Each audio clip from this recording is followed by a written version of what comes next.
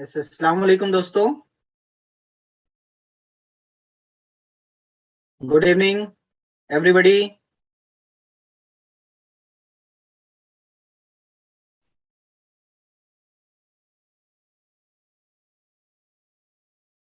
Yes, I hope so all of you are well and fine.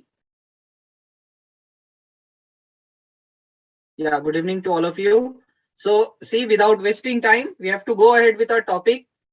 In the last lecture हमने quantum number topic start किया था। Okay Maharashtra की NTA NEET, Maharashtra का MHT सीटी होता है, महाराष्ट्र सीटी एग्जाम होता है। ओके, कॉमन एडमिशन टेस्ट करके होता है और उसमें भी आपकी जो है 60% 60 to 70% सीट नीट के थ्रू ही फिल होती है। रिमेनिंग 30% जो सीट रहता है वही आपका सीटी के थ्रू फिल होता है। बाकी 70% सीट, 60 to 70% सीट नीट के थ्रू फिल होती है। और वो जो सीट्स रहती हैं, जो 30% सीट बच जाती है, वो डोमिसाइल कैंडिडेट्स के लिए होती है। डोमिसाइल मतलब उसी स्टेट का रहने वाला, तो उनके लिए वो रिजर्व होती है। बाकी 70% के लिए आपको ऑल इंडिया फाइट करना होता है।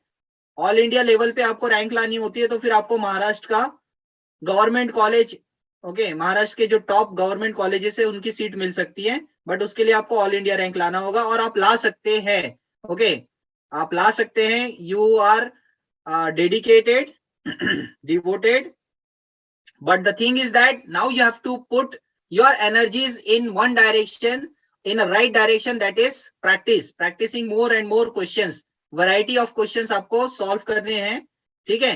so जितने ज्यादा वैरायटी के क्वेश्चन आप सॉल्व करेंगे उतना कॉन्फिडेंस लेवल रेस होगा। और एक चीज हम बता दें कि जैसे ही टाइम आगे बढ़ेगा उसके बाद हम लोग फोकस करेंगे। We have some what you can say collection of MPQs, most potent questions, most potent questions means that जिनकी आने की पॉसिबिलिटी ज्यादा होती है एग्जाम में, ठीक है। अभी तो हम आपको कैसा है सिलेबस पढ़ा रहे हैं और सिलेबस में से सारे टॉपिक्स को कवर करने की कोशिश कर रहे हैं, बट एग्जाम में जब रैंक लाना होता हो, नहीं अभी जो नया नीट है, नीट का नया फॉर्म नहीं आया अभी,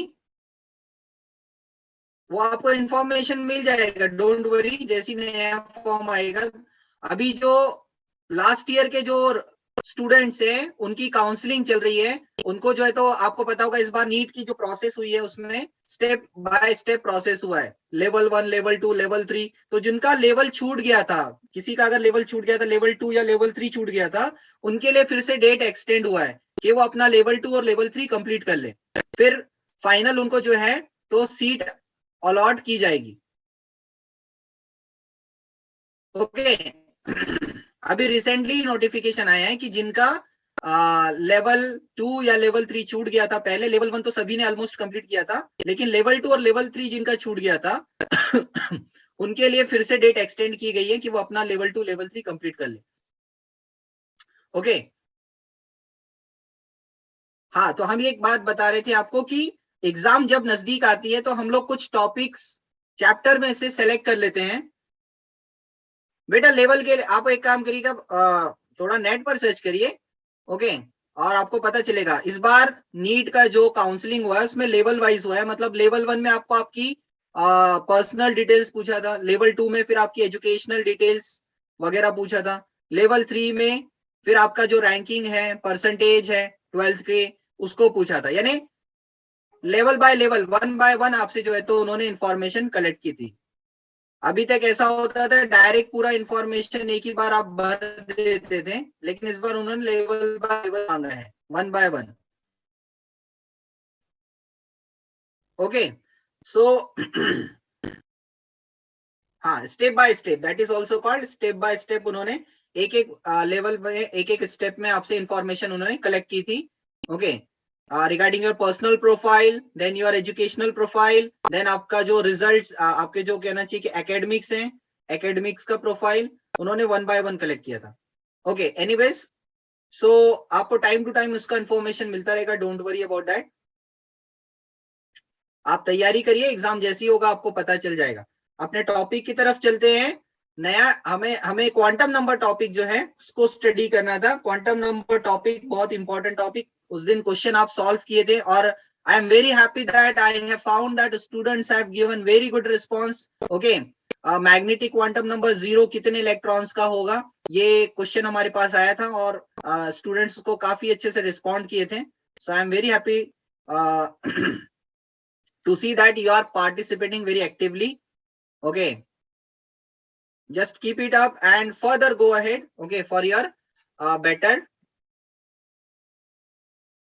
results. Okay,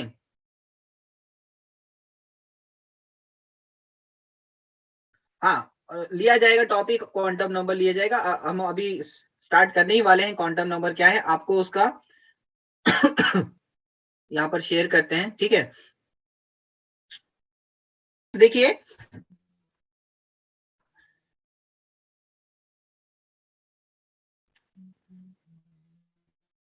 हमने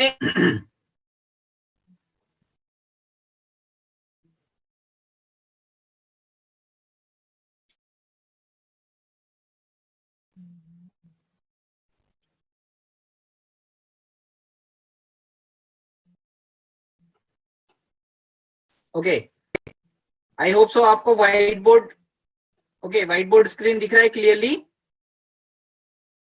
आवाज भी क्लियर है। हम लोग स्टार्ट करने वाले हैं topic. Okay, we are going to start with the topic. Okay,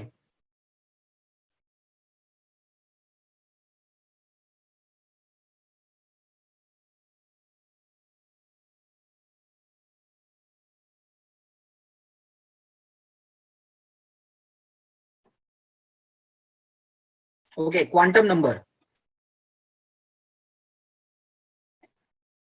okay, quantum number basically है क्या, what is quantum number? Okay, तो आपको पता होगा कि बोर्स थ्योरी के बाद में, ठीक है, we are having that is of Schrodinger wave equation आती है। श्रोडिंजर ने एक वेव इक्वेशन निकाल करके ऑर्बिटल्स के बारे में इंफॉर्मेशन दी थी और ये बताया था कि इलेक्ट्रॉन्स कहाँ प्रेजेंट हो सकता है, इसकी हम क्या निकाल सकते हैं, पॉसिबिलिटी निकाल सकते हैं। तो अगर मैं सिंपल लैंग्वेज में कहूं, ज्यादा समय ना लेते हूं, अगर मैं कहूं तो क्वांटम नंबर एक टाइप से क्या है, क्वांटम नंबर एक टाइप से, क्वांटम नंबर एक टाइप से क्या है, it is, okay, we can say that it is address of electron. What it is?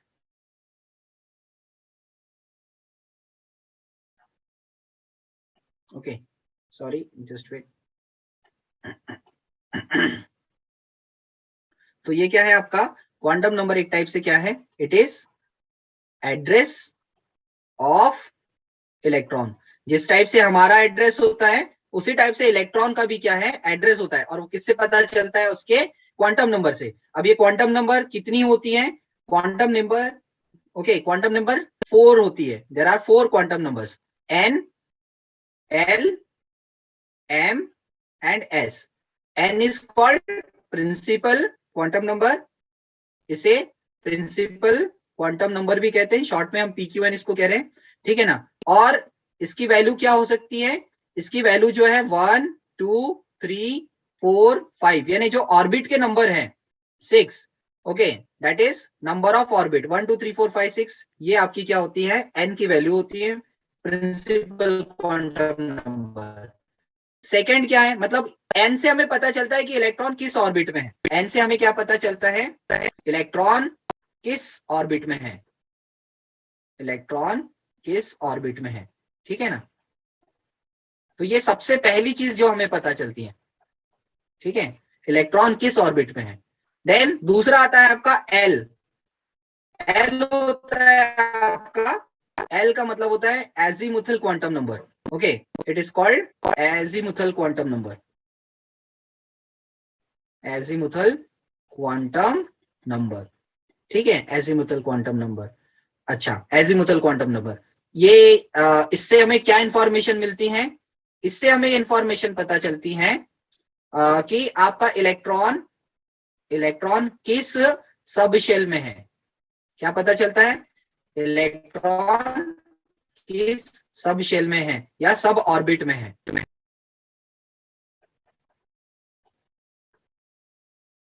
Okay, electron किस सब शेल में है या इलेक्ट्रॉन किस सब ऑर्बिट में है। ये हमें एजिमुथल क्वांटम नंबर से पता चलता है। तो एन के लिए तो कोई दिक्कत नहीं है आपको, एन तो सीधा पता चल जाएगा 1 2 3 4 5 6 जो भी होगा वो आपकी एन की वैल्यू। एल की वैल्यू किस पे डिपेंड करती है? तो एल की वैल्यू जो डिपेंड करती है, ओके, अब आप देखिए यहाँ पे हम लिख रहे हैं सब शेल, ये हुआ आपका सब शेल और ये हुआ आपका एल का वैल्यू, ठीक है। सब शेल शॉर्ट में हम बता रहे हैं, सब शेल एल का वैल्यू। तो सब शेल मान लीजिए आपका अगर एस है तो इसके लिए एल की वैल्यू होती है 0। अगर सब शेल आपका पी है तो इसके लिए एल की वैल्यू होती है 1। अगर सब शेल आपका क्या है, अगर सब शेल आपका डी है तो इसके लिए एल की वैल्यू होती है 2। और अगर सब शेल आपका एफ है, अगर सब शेल एफ है तो इसके लिए एल की वैल्यू होती है 3, ठीक है ना। अब भी ये इतनी चीज आप क्या करिए, याद रखिए अभी फिलहाल, ठीक है।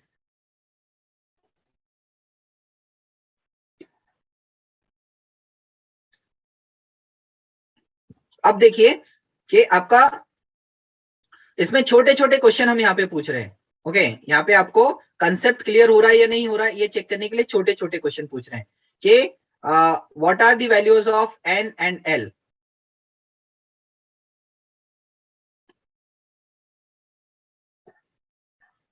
ओके, आपको कंसेप्ट क्लियर हो रहा नहीं हो रहा है चेक करने के लिए यहाँ पे हम आपसे छोटे छोटा क्वेश्चन पूछ रहे हैं,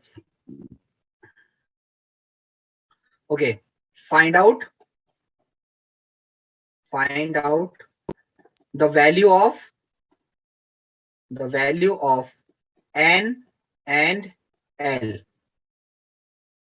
for the following, n and l for the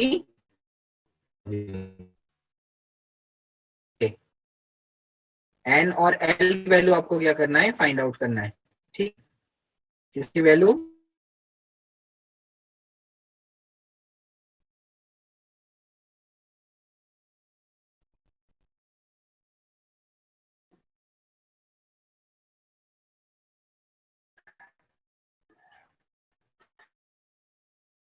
आपको n और देखिए, I don't know whether it was muted, sorry.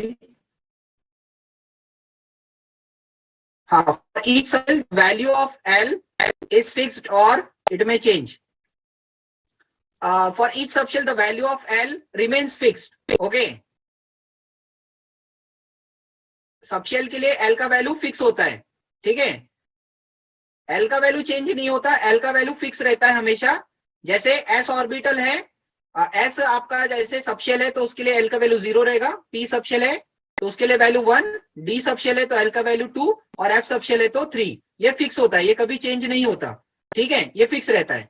अब ठीक है, अब देखिए हमने आपसे यहाँ क्वेश्चन पूछा था कि find out the value of, ये छोटा सा क्वेश्चन है बस ये चेक करने के लिए कि भाई हाँ हम सही जा रहे हैं, okay. Find out the value of n and l for the following. कुछ कॉन्फ़िगरेशन में आपको यहाँ दे रहा हूं, एन और एल की वैल्यू बताइए, ठीक है। ये एन और ये एल इसकी बताइए, और कुछ कॉन्फ़िगरेशन हम यहाँ पे लिख दे रहे हैं, कुछ कॉन्फ़िगरेशन लिख रहे हैं, उनका एन और एल वैल्यू बताइए, ठीक है। मान लीजिए कि कॉन्फ़िगरेशन क्या है, ओके। कॉन्फ़िगरेशन यहाँ पर हम लिख रहे हैं 4s कॉन्फ़िगरेशन फॉर एन की वैल्यू होगी, बताइए जल्दी से। एन की वैल्यू क्या होगी, 4s के लिए एन की वैल्यू क्या होगी, 4। Very good. एन की वैल्यू मतलब जो नंबर को देता है ना, एन से याद रखिए नंबर, ऑर्बिट, ओके। इलेक्ट्रॉन किस ऑर्बिट में है, इलेक्ट्रॉन जो है fourth orbit, yes very good. S की भी वैल्यू आ रही है, एस की वैल्यू भी बता रहे हैं, एस की होगी, एल की वैल्यू 0 बिकॉज एस सबशेल 0 होता है, ठीक है। तो ये एन का वैल्यू हो गया आपका 4, वेरी गुड, और एल का वैल्यू क्या 0। चलिए अब नेक्स्ट बताइए 3p के लिए, 3p के लिए बताइए क्या होगा। हाँ, एन की वैल्यू 3, एल का वैल्यू भी बताइए। आवाज ब्रेक हो रही है तो नेटवर्क का थोड़ा सा कंजेशन है, ड्यू टू नेटवर्क कंजेशन। आप प्लीज देखिए, आप अगर जगह चेंज करते हैं उससे अगर बेटर नेटवर्क आता हो तो ठीक है, बाकी लोगों का तो अच्छा, sorry sorry sorry sorry sorry, हाँ स्क्रीन क्लियर कर रहे हैं, ठीक है, सॉरी। चलिए ठीक। हाँ, तो आंसर आ रहे हैं, ठीक है। एल का वैल्यू क्या हो जाएगा 1, वेरी गुड। अभी चलिए 2s के लिए बताइए क्या होगा, एन का वैल्यू, एन और एल दोनों बताइए, एन और एल दोनों बताइए, ठीक है ना, एन और एल 2,0, वेरी गुड, 2,0, 2,0, चलिए ठीक है, गुड। अब बताइए 3D के लिए क्या होगा, what is for 3D,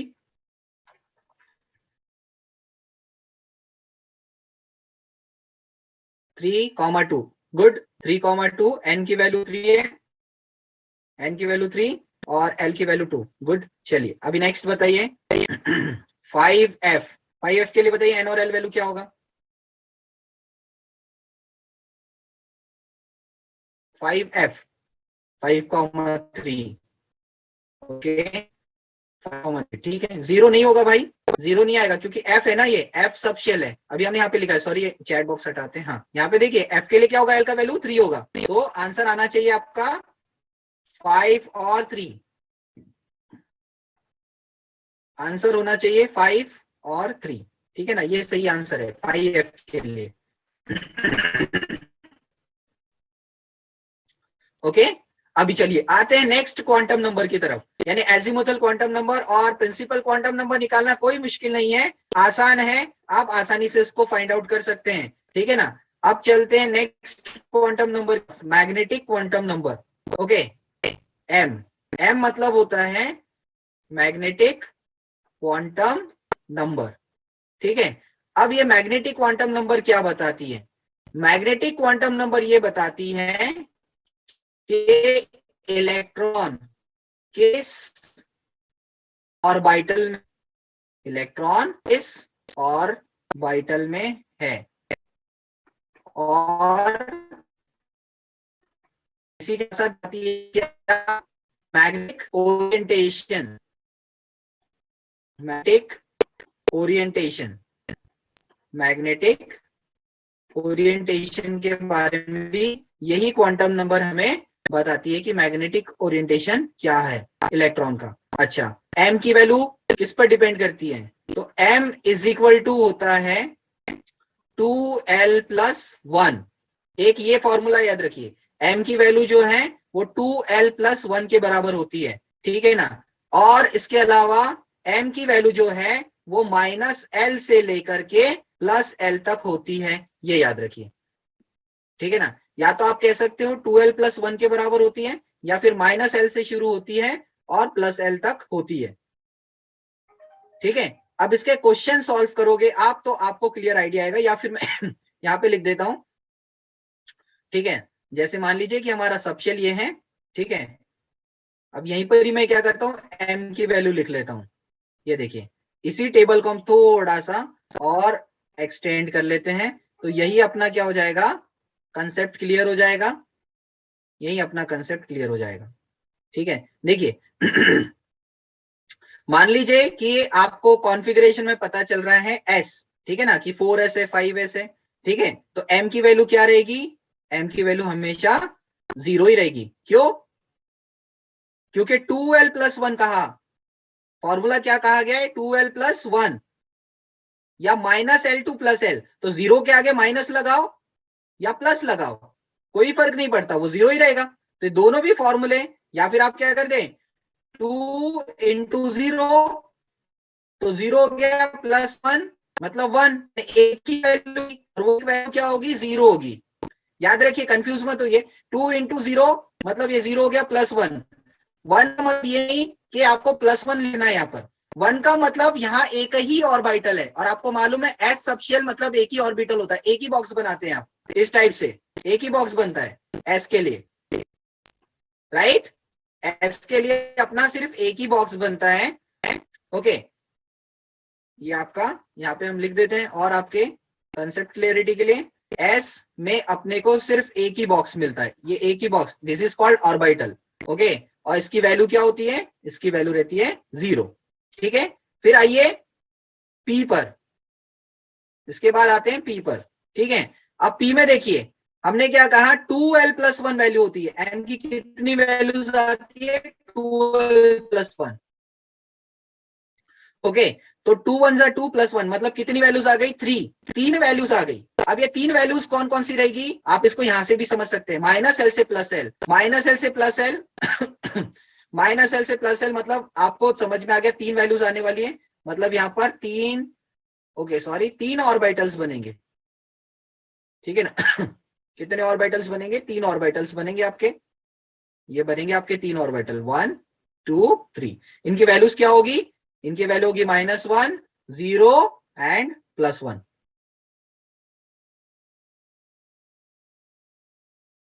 okay, -1 0 और +1 इसकी वैल्यू रहेगी, सॉरी थोड़ा सा, ओके -1 0 और क्या रहेगी +1 वैल्यू रहेगी।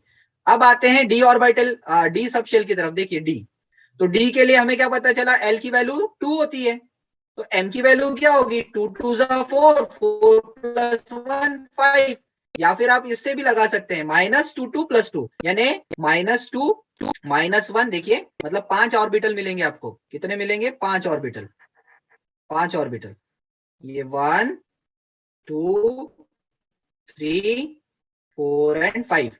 वैल्यू क्या होगी इन 5 ऑर्बिटल्स की, इनकी वैल्यू होगी -2 -1 0 +1 एंड +2, ये 5 वैल्यूज मिलेगी हमको। अब सॉरी आ जाइए अब, ओके तो P के लिए M की वैल्यू क्या होती है -1 0 +1, और D के लिए क्या होती है -2 -1 0 +1 एंड दिस इज +2।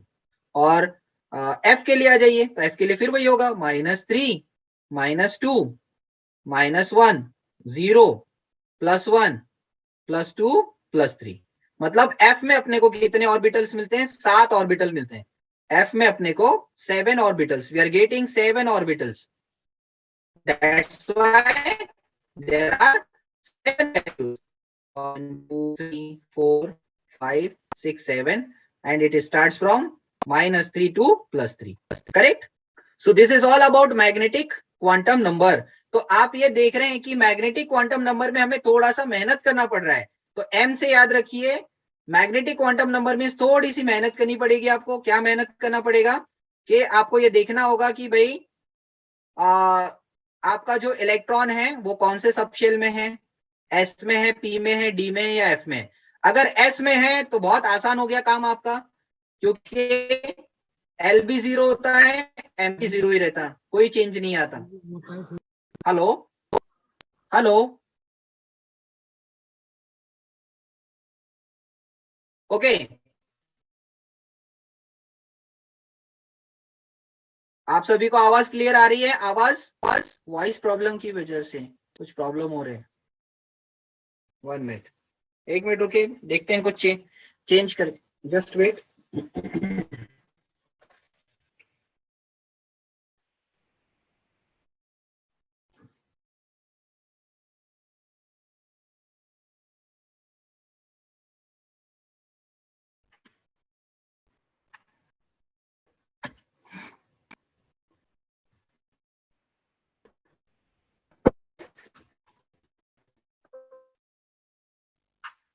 अभी बताइएगा आवाज आ रही है क्लियर, अभी आवाज क्लियर आ रही है, 1 मिनट स्क्रीन हो जाएगा क्लियर, डोंट वरी। बस आप आवाज का बताइए, आवाज क्लियर हो रहा है कि नहीं हो रहा है, क्योंकि कुछ बच्चे कह रहे हैं आवाज क्लियर नहीं आ रही है। अभी आवाज क्लियर आ रही है आपको? ओके स्क्रीन भी क्लियर कर दे रहे हैं, जस्ट वेट, स्क्रीन भी क्लियर कर दें। ओके ये आपका स्क्रीन भी क्लियर हो गया है, इन बिटवीन स्टूडेंट्स ज्वाइन होते हैं उस वजह से मैसेज आता रहता है। ओके तो आपको मैग्नेटिक क्वांटम नंबर, मतलब magnetic quantum number find out करने के लिए आपको क्या करना पड़ेगा, थोड़ी सी मेहनत करनी पड़ेगी, ठीक है। पहले तो आप ये देख लेंगे कि इलेक्ट्रॉन कौन से सबशेल में है, ठीक है। तो अगर S सबशेल में तो कोई प्रॉब्लम नहीं, M = 0। अगर P सबशेल में है तो आपको मालूम है -L2 +L चलना है, बस याद रखिए -1 0 +1 हो जाएगा। जब आप D सबशेल में होंगे तो -2 -1 0 +1 एंड +2, और जब आप F में आ जाएंगे तो -3 -2 -1 0 +1 +2 एंड +3, ऐसी 7 वैल्यूज आपको मिलेगी। चलिए लास्ट क्वांटम नंबर की बात करते हैं।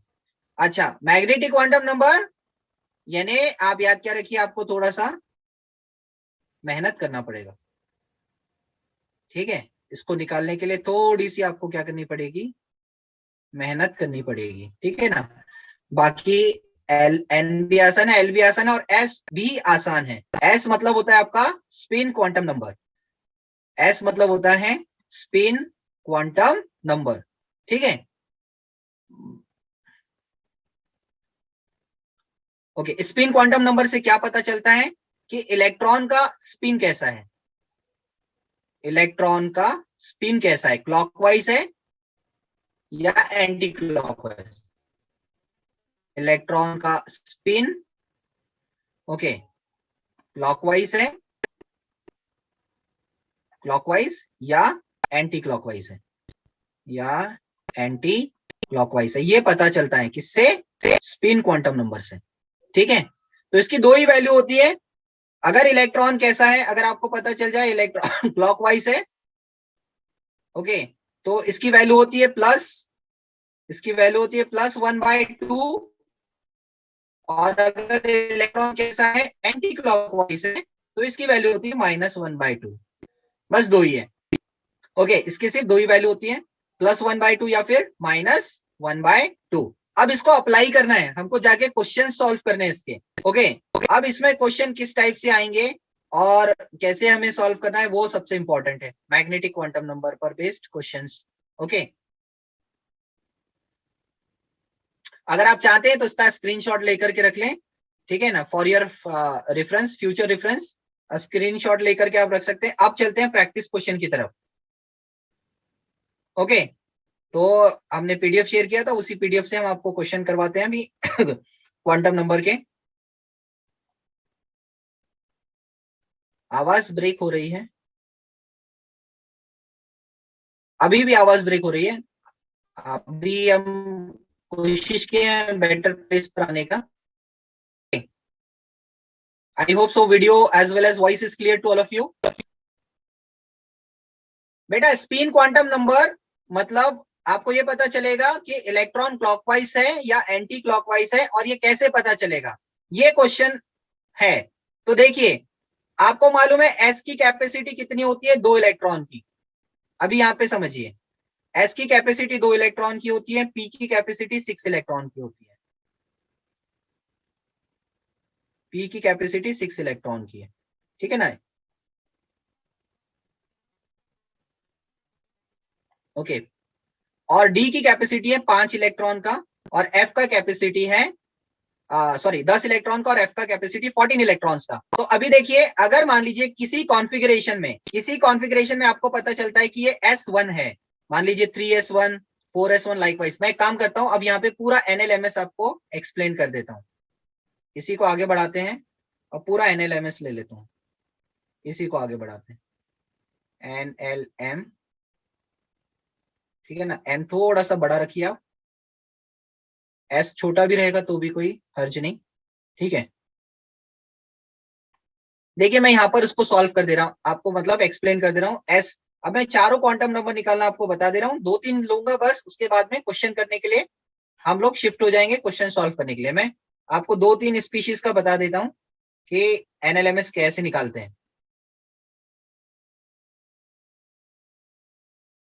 ये चलिए, मान लीजिए कि आपको कॉन्फ़िगरेशन क्या दिया है, 4s2 दिया हुआ है क्या दिया हुआ है, 4s2। तो n की वैल्यू 4 हो गई, l की वैल्यू 0 हो गई, m की वैल्यू क्या होगी भाई, m की वैल्यू हाँ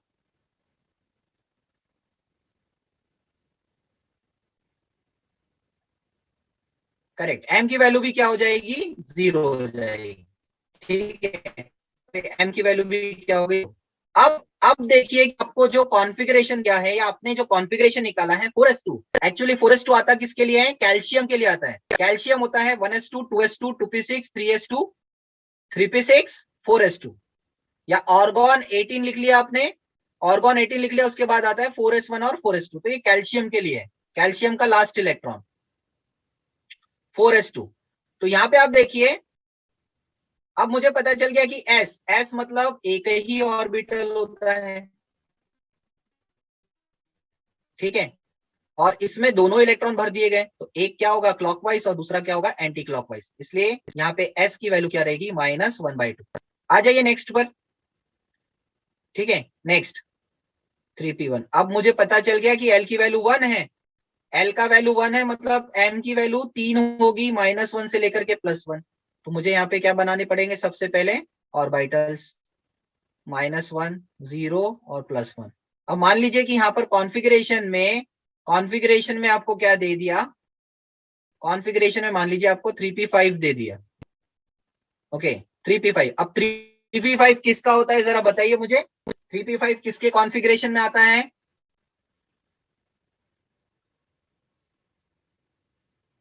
3p5 किसके इलेक्ट्रॉनिक कॉन्फ़िगरेशन में आता है। एस का वैल्यू -12 इसलिए हो गया बेटा क्योंकि देखो दो इलेक्ट्रॉन है, एस में आप 2 ही इलेक्ट्रॉन भर सकते हैं, ध्यान दीजिए एस में 2 ही इलेक्ट्रॉन फिर कर सकते हैं। तो पहला इलेक्ट्रॉन क्लॉकवाइज गया और दूसरा इलेक्ट्रॉन एंटी क्लॉकवाइज गया, एंटी क्लॉकवाइज डाउनवर्ड एरो। तो एंटी क्लॉकवाइज जो होता है उसकी वैल्यू -12 होती है, देखिए यहाँ पे हमने लिखा है, ये है क्लॉकवाइज अपवर्ड एरो और ये आपका डाउनवर्ड एरो, ये क्लॉकवाइज या एंटी क्लॉकवाइज, क्लॉकवाइज के लिए +12, एंटी क्लॉकवाइज के लिए -12। हाँ जनरली जो कॉन्फ़िगरेशन आया है तो लास्ट ही इलेक्ट्रॉन हम लोग कंसीडर करते हैं। हम इसमें आपको अभी एक क्वेश्चन बता रहे हैं,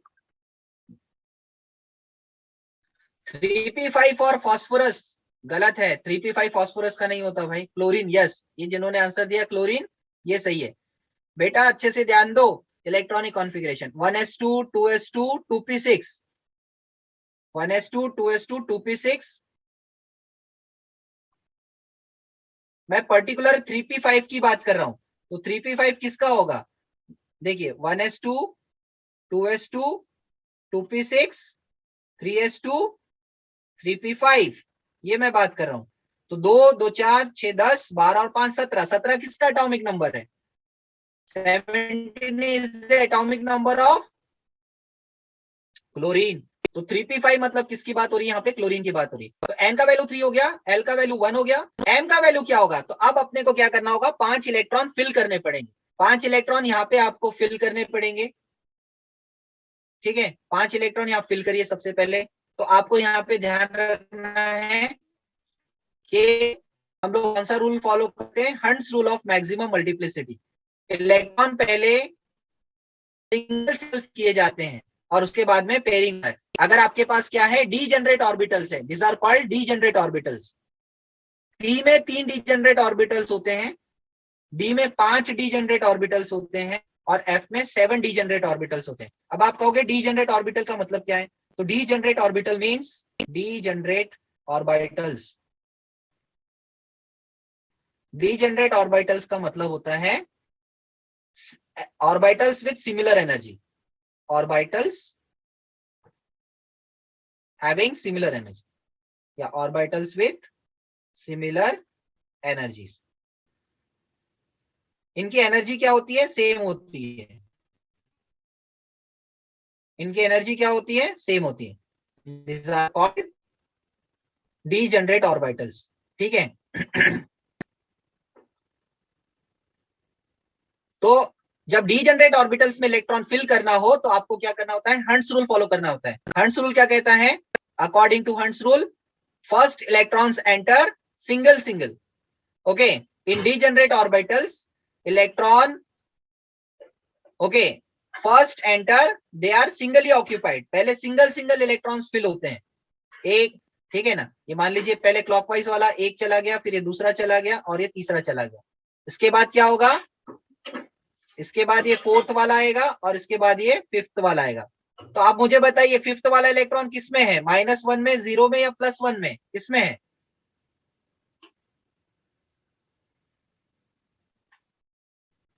ये जो फिफ्थ इलेक्ट्रॉन है वो किसमें एंटर हुआ है, fifth electron, yes yes right answer, very good, समझ में, yes yes you are getting it, 0 में एंटर हुआ है, वेरी गुड। जो 5वां इलेक्ट्रॉन गया है वो 0 में गया है, इसका मतलब यहाँ m की वैल्यू क्या रहने वाली है, m की वैल्यू रहने वाली है 0। m की वैल्यू क्या मिलेगी मुझे, 0। देखो ध्यान दीजिए, यहाँ पर L1 है, L की वैल्यू 1 है, लेकिन m की वैल्यू क्या आ रही है, 0। क्योंकि m की वैल्यू -1, 0 +1 में से कुछ भी हो सकती है, डिपेंड करता है कि आपका इलेक्ट्रॉन कहां पर है। तो मेरा जो इलेक्ट्रॉन है वो आपको मालूम होगा p के 3 ऑर्बिटल होते हैं, px, py एंड pz। तो मेरा इलेक्ट्रॉन जो है वो py में है और py की वैल्यू होती है 0। दैट्स वाई m की वैल्यू क्या हो गई, 0। अब इलेक्ट्रॉन कैसा है, क्लॉकवाइज है या एंटी क्लॉकवाइज है, डाउनवर्ड एरो है। तो डाउनवर्ड एरो होने की वजह से यहां पर s की वैल्यू क्या रहेगी, स्पिन क्वांटम नंबर की वैल्यू क्या रहेगी, -1/2। s की वैल्यू क्या रहेगी, -1/2। ओके, मान लीजिए कि आपके पास नेक्स्ट कॉन्फ़िगरेशन क्या है, 2s1 है, 2s1। तो ये n की वैल्यू 2 हो गई, l की वैल्यू 2 हो गई, 0 हो गई। m की वैल्यू क्या होगी, what is the value of m,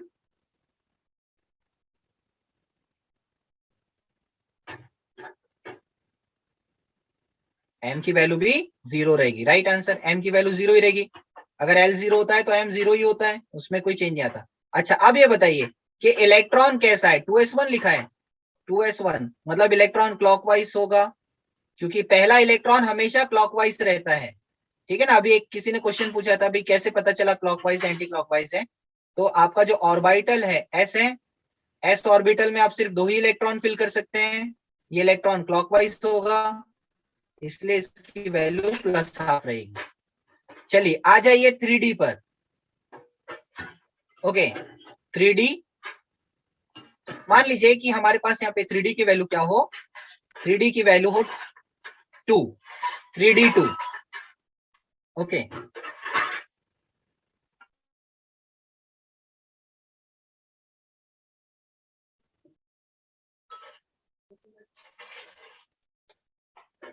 अभी देखिए n में कोई प्रॉब्लम नहीं, l में कोई प्रॉब्लम नहीं, m की वैल्यू निकालना है, मतलब मैग्नेटिक क्वांटम नंबर।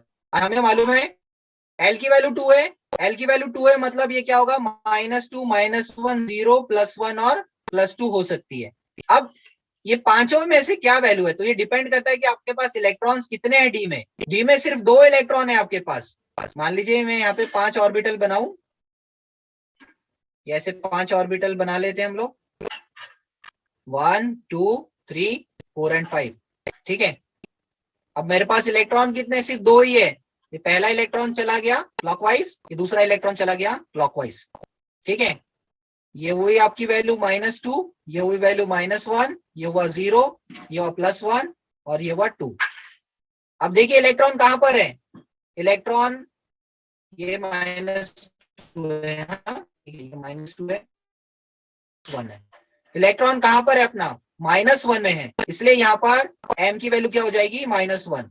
ध्यान दीजिए l का वैल्यू 2 है, लेकिन m का वैल्यू -1 हो रहा है। क्यों हो रहा है, क्योंकि इलेक्ट्रॉन जो है वो इस ऑर्बिटल में, -1 वाला ऑर्बिटल, d के 5 ऑर्बिटल होते हैं, dxy, dyz, okay, dxz, dx² -y² और लास्ट होता है dz²। राइट, तो मेरा इलेक्ट्रॉन जो है dxy dyz में है, इलेक्ट्रॉन dyz में, तो -1 वैल्यू आएगा। अच्छा, अब ये बताइए इलेक्ट्रॉन क्लॉकवाइज में है या एंटी क्लॉकवाइज में है,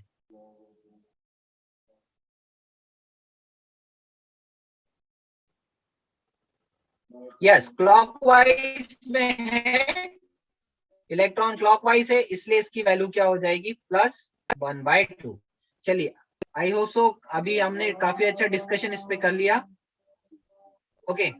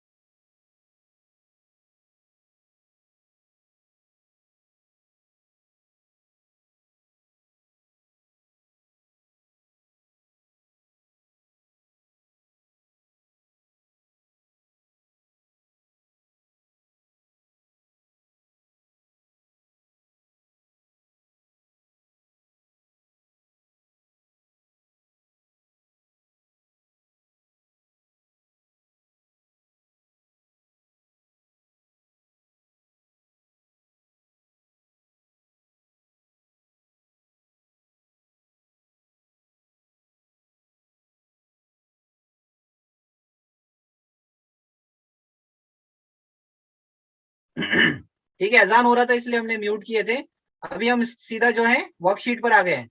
ठीक है, ये आ गए वर्कशीट पर। क्वांटम नंबर टॉपिक रिवाइज हो गया, क्वांटम नंबर टॉपिक रिवाइज हो गया है। अब हम लोग क्वेश्चंस की तरफ चलते हैं, आई होप सो। ठीक है, कुछ स्टूडेंट्स बीच बीच में ज्वाइन हुए हैं, स्टार्टिंग से नहीं थे। ठीक है, तो हो सकता है कि उनको थोड़ा कुछ प्रॉब्लम आ रही होगी, लेकिन आई एक्सपेक्ट दैट कि अगर आप थोड़ा सा स्टडी करेंगे, ओके, आपकी अगर एनसीईआरटी टेक्स्ट बुक है उसको रीड करते हैं, या आपके पास कोई नोट्स है उसको अगर रीड करते हैं, तो आपको क्या होगा, याद आ जाएगा। ठीक है, अब हम क्वेश्चंस की तरफ चलते हैं। क्वेश्चंस किस टाइप से हमें यहाँ से मिलने वाले हैं।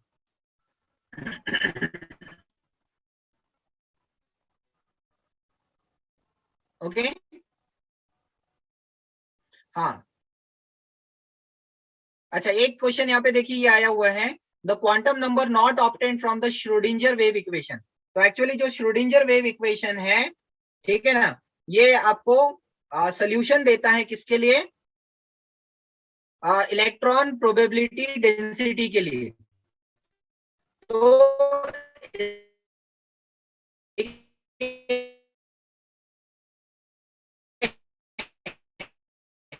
क्वांटम नंबर है, स्पिन क्वांटम नंबर के बारे में श्रोडिंजर वेव इक्वेशन से हमको इंफॉर्मेशन नहीं मिलता है। ठीक है, स्पिन के बारे में इंफॉर्मेशन नहीं मिलता है, एन के बारे में पता चल जाता है, एल के बारे में पता चलता है, एम के बारे में, लेकिन एस के बारे में पता नहीं चलता है श्रोडिंजर वेव इक्वेशन से, क्योंकि Schrödinger wave equation electron probability density बताता है कि इलेक्ट्रॉन कहां पर हो सकता है, कहां पर नहीं, उसके स्पिन के बारे में कोई इंफॉर्मेशन नहीं देता। ठीक है ना, श्रोडिंजर वेव इक्वेशन।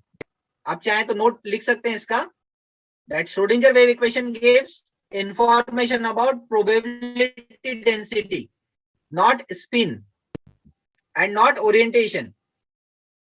चलिए ये वाला क्वेश्चन देखिए, which combination of quantum numbers n, l, m and s for the electron in an atom does not provide a permissible solution of the wave equation? इनमें से कौन सा सेट है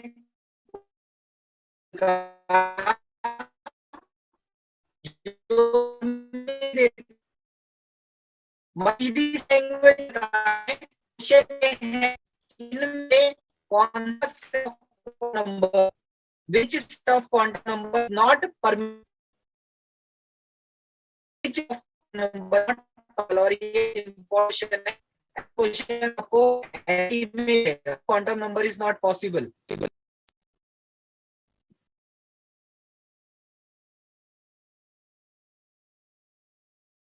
which set of quantum number is not possible, देखते हैं अभी।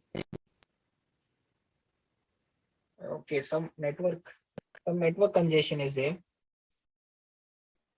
हम तो प्रॉपर बैठे हैं यहाँ पर। okay, which set of quantum number is not possible, which set of quantum number is not possible, ये क्वेश्चन इस टाइप से भी पूछा जा सकता है, which set of quantum number is not possible. Yes, I am getting answer from students. Yeah.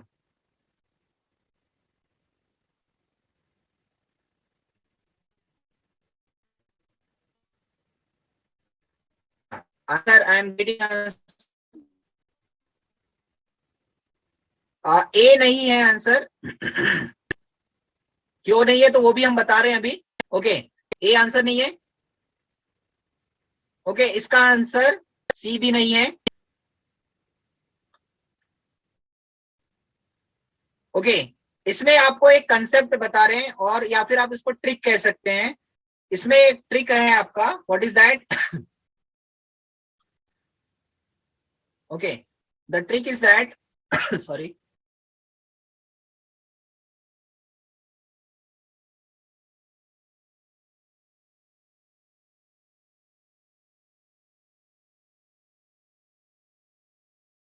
Okay, the trick is that कि N का वैल्यू कभी भी, जो आपकी एन की वैल्यू है, कभी भी एल की वैल्यू के बराबर नहीं होगा। ठीक है, n can not be equal to l, किसी भी सर्कमस्टांसेस में, किसी भी कंडीशन में एन का वैल्यू जो है वो एल के बराबर कभी नहीं होगा, ठीक है।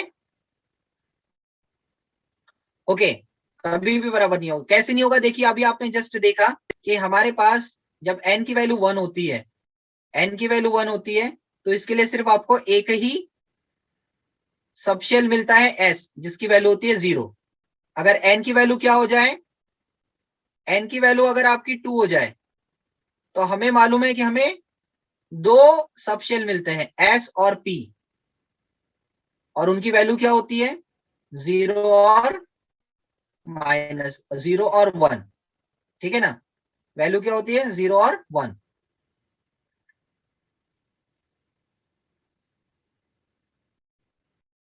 ओके, 0 और 1 वैल्यू क्या होती है इसकी, 0 और 1, ठीक है। सॉरी, उसकी वैल्यू क्या होती है, 0 और 1, ठीक है। अगर n इज इक्वल टू 3 हो जाए,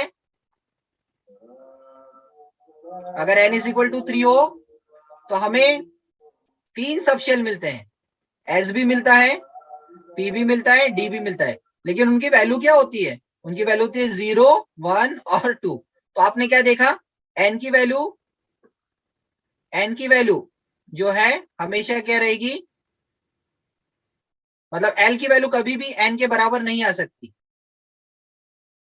n की वैल्यू कभी भी l के बराबर नहीं आएगी, ठीक है। n-1 रहेगी। तो इसमें देखिए n की वैल्यू 3 है, 2 दिखा रहा है, हाँ 2 आ सकता है, मतलब 3D एग्जिस्ट कर सकता है, 3D यहाँ भी एग्जिस्ट कर सकता है, यहाँ 3-1 है मतलब 3P एग्जिस्ट कर सकता है, ठीक है। और यहाँ पे क्या दिया है, 3-3, मतलब 3F की बात कर रहा है, ठीक है ना। 3 किसकी वैल्यू होती है, F की वैल्यू होती है, तो 3F एग्जिस्ट नहीं कर सकता, 3F नहीं होता, 3F एग्जिस्ट नहीं करता है, 3F नहीं होता, सिर्फ 3D तक होता है, ठीक है। तो ये क्वांटम नंबर आपका पॉसिबल नहीं है, ओके।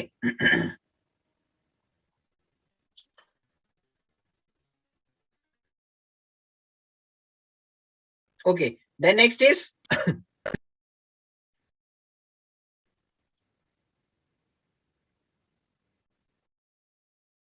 ओके,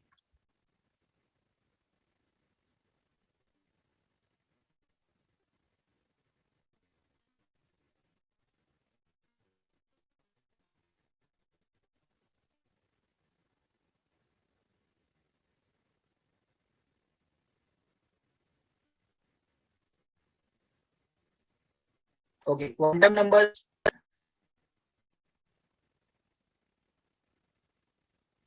सॉरी, हाँ। अब ये देखिए क्वांटम नंबर से रिलेटेड फिर यहाँ पे क्वेश्चन दिया है, आपको करना यही है कि आपके पास जो पीडीएफ है जो टॉपिक हमारा होते जा रहा है, उस टॉपिक से रिलेटेड क्वेश्चंस क्या करें, आप सॉल्व करते चले। हाँ, अब ये क्वेश्चन का आंसर दीजिए, the quantum numbers +1 and minus, +12 and -12 for the electron spin represent, yes, इसका आंसर दीजिए, एबीसीडी में से क्या है।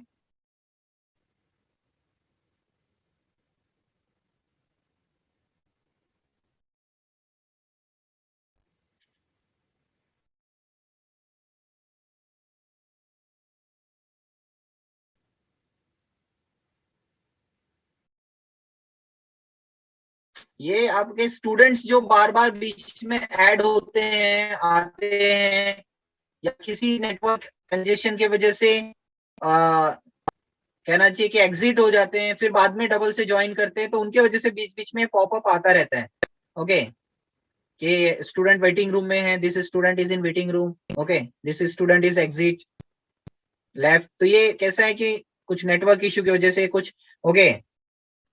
और कुछ लोगों का हो सकता है कि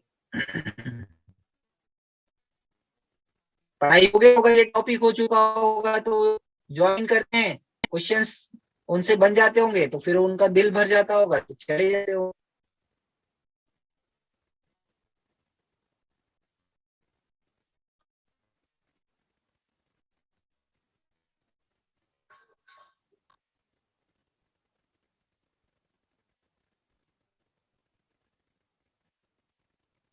कुछ स्टूडेंट्स को लगता होगा कि सर एक ही पीडीएफ से पढ़ाते हैं, दूसरा पीडीएफ ला ही नहीं रहे, तो इसलिए शायद वो लोग बीच में से चले जाते होंगे। भैया एक पहले कंप्लीट हो जाए तो दूसरा भी ले आएंगे, पहले कंप्लीट हो जाए एक, इसमें ही बहुत सारी वैरायटी के क्वेश्चन आपको मिलने वाले हैं, बहुत सारी वैरायटी के क्वेश्चन है इसी में। हम टॉपिक टू टॉपिक चल रहे हैं, एक टॉपिक कंप्लीट हो जाता है उसके क्वेश्चन करते हैं, फिर दूसरा टॉपिक उसके क्वेश्चन, टॉपिक हो जाता है तीसरे के क्वेश्चन करते हैं। और कल आपको देंगे बहुत ही मतलब कहना चाहिए कि व्हाट यू कैन से एकदम ऑसम चीज है। हमने एनर्जी और रेडियस का क्या बना लिया है, टेबल बना लिया है एनर्जी और रेडियस का, बोर्स एनर्जी और बोर्स रेडियस का। तो वो टेबल कल आपको यहाँ पर एक पीडीएफ भी सेंड करवाएंगे और शेयर भी कर लेंगे। बोर्स एनर्जी और रेडियस का टेबल हुआ है, सो वो बहुत आपको मतलब कहना चाहिए कि मजा आएगा उसको पढ़ने में, बोर्स एनर्जी और बोर्स रेडियस। हाँ, तो इसका आंसर आ गया है, बहुत सारे स्टूडेंट्स आंसर इसके लिए दे दिए। Yes, rotation of the electron in clockwise and anti clockwise direction respectively, ये आंसर इसका सही है।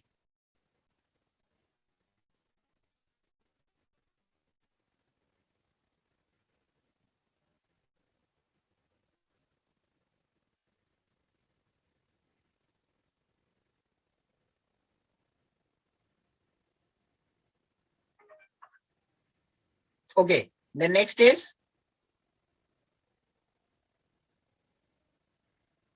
हाँ, ये देखिए, which of the following statement is wrong for an electron that has n is equal to 4 and m is equal to -2? कौन सा hello sir, कौन सा स्टेटमेंट गलत है? Sir I have a doubt.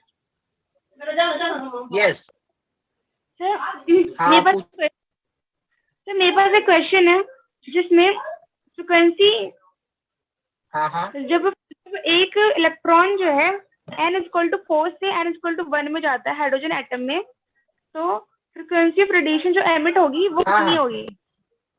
Given ionisation energy of H equal to 2.18। Sir kinetic energy और हाँ, तो इसके लिए हमें फॉर्मूला अप्लाई करना है। कौन सा फॉर्मूला इसके लिए आपको अप्लाई करना होगा 1 by lambda is equal to RH into Z square 1 upon n1 का स्क्वायर माइनस 1 upon n2 का स्क्वायर। ये है ना, इसमें हमने जो पीडीएफ सेंड किया हुआ है उसमें है वेवलेंथ निकालने का फॉर्मूला है, और वेवलेंथ से फिर आप एनर्जी भी निकाल सकते हैं।